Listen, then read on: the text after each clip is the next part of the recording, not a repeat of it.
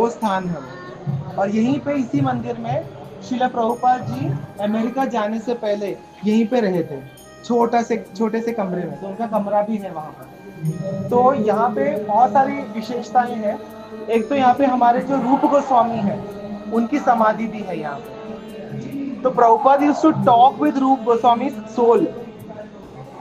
प्रभुपाद जी जब तात्पर्य लिखते थे, कमेंट्रीज लिखते थे, तब जब वो डाउट आता था ले अभी क्या लिखूं, इसका मीनिंग क्या लिखूं, तो Rupa Goswami used to appear over there and used to personally guide Prabhupada कि ये श्लोक का ये मीनिंग है, ये लिखो कर।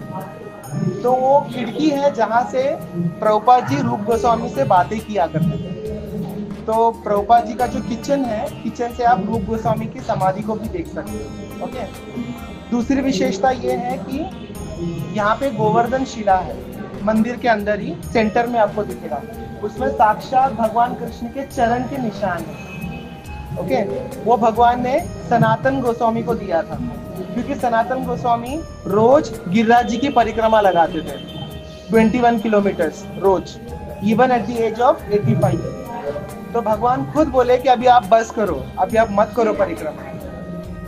तब सनातन गोस्वामी कहते हैं कि नहीं, मैं अपनी परिक्रमा कभी नहीं छोड़ूंगा।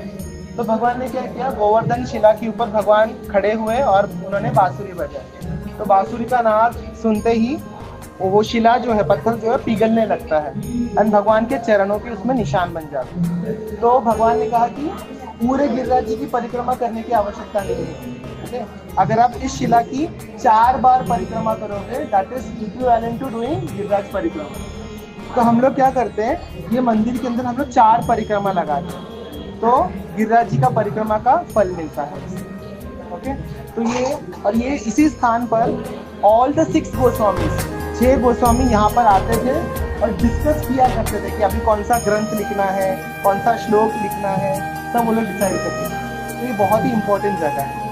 और जैसे कि मैंने कहा कि ये सेवा कुंज में है ना, सेवा कुंज में, पूरे एरिया का नाम सेवा कुंज है। तो प्रभुपाद जी को रात में यहाँ पे बांसुरी की आवाज़ और पायल की आवाज़ और छोटे छोटे मंदिरों के हंसने की आवाज़, ये सब सुनाई देती। तो Prabhupada actually prepare himself over here before going to America. तो उन्होंने यहाँ पे अपना समय बिताया था, सारे ग्रंथ यहीं से लिखे। एंड प्रभुपाद जी कहते हैं कि even if I leave my body I will always be there in this temple. और ये जो राधा दामोदर है, ये जीव गोस्वामी के विग्रह, जीव गोस्वामी यूज्ड टू वर्शिप। तो ये जो राधा दामोदर के विग्रह है, ये रूप गोस्वामी ने अपने हाथों से कार्व करके जीव गोस्वामी को गिफ्ट किया, तो वही राधा दामोदर है। ठीक है, ये मैंने शॉर्ट में बताया, बताने के लिए बहुत कुछ है बट टाइम बहुत कम है। ओके, चलो तो हम दर्शन करेंगे और 4 बार परिक्रमा करेंगे। परिक्रमा में रूप गोस्वामी का समाधि भी है, वहां पर भी हम चरण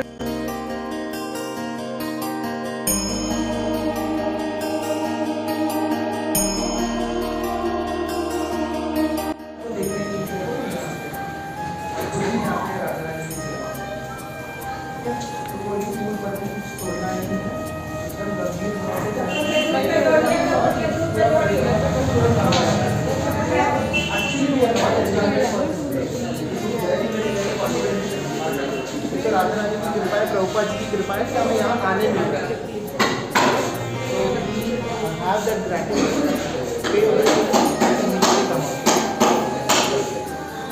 चंद्र कृष्णदास कविराज गोस्वामी जी के ठाकुर हैं, जिन्होंने चैतन्य चरितामृत ग्रंथ लिखा। तीसरे नंबर में ठाकुर हैं राधा माधव जयदेव गोस्वामी जी के ठाकुर हैं, जिन्होंने गीत गोविंद की रचना की।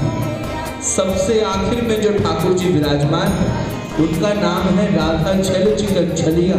जब यमुना तट पे ठाकुर जी ने गोपियों के संग छल किया, वेणु वादन किया, तो नाम पड़ा छल चिकन। ये भूधर गोस्वामी जी के ठाकुर।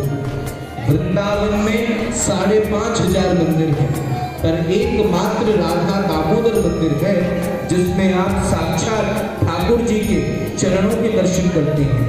सामने सिंहासन पे श्री गिरिराज गोवर्धन शिला है। ये शिला भगवान श्री कृष्ण ने स्वयं अपने हाथों से सनातन गोस्वामी जी को प्रदान किया था। उनका नित्य नियम था वृंदावन से पैदल चल के गिरि गोवर्धन परिक्रमा करना। यहाँ से 7 कोस जाना, 7 कोस आना, 7 कोस की परिक्रमा करना। जब एक समय आया वृद्ध हो गए, परिक्रमा नहीं कर पाए, तो भगवान ने कृपा कर उनको ये शिला प्रदान की और अपने श्रीमुख से कहा, राधा दामोदर मंदिर में शिला को विराजमान कर जो कोई भी भक्त मंदिर की 4 बार परिक्रमा करता है उसको सप्तकोशी गिरिराज गोवर्धन परिक्रमा का संपूर्ण फल प्राप्त होगा। बोलो गिरिराज महाराज की, राधा दामोदर लाल की, श्री राधा रानी सरकार की।